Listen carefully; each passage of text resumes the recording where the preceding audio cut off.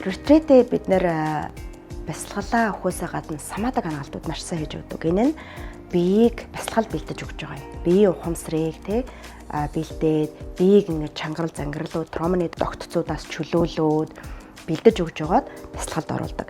Манай бясалгалын онцлог бол илүү хөгжим, тархины хэмнэлийг илүү альфа, тета буюу илүү амгалан түвшинд хөгжим тусгай ингээд технологиор дамжуулаад намжааж агаад тэгээд илүү их үгээр дамжуулаад илүү энерги мэдээлэл рүү оруулах зорилготой.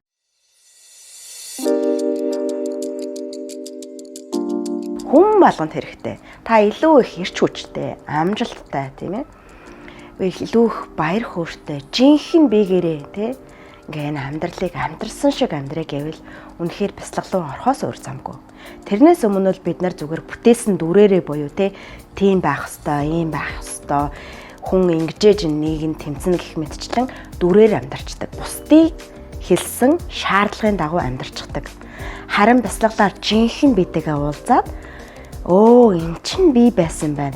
Энэ чинь бусдын шаардлагаар өөрөө нийцэж бүтээсэн дүр байсан байна гэдгийг таньдаг. Тэгээ хүмүүс ихэнхдээ надад хэллээ л дээ. Хөтөлбөрийн дараа.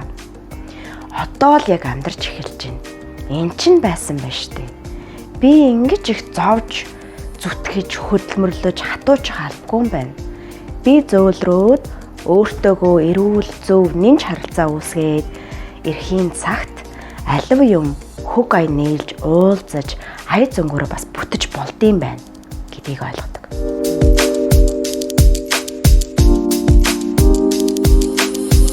Үнэхээр бүтээж яваа хүний хувьд тийм ээ өдөр шөнөгөө цаг наргүй хөдөлмөрлж байна тийм ээ.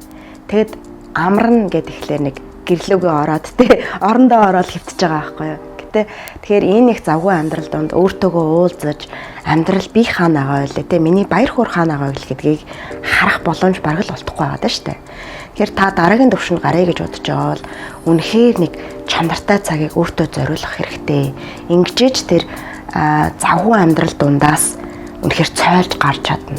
Тэрнээс өмнө бол нэг л их завгүй боловч нэг л амьдрал, нэг л үр дүнг тавтаад яваад байдаг.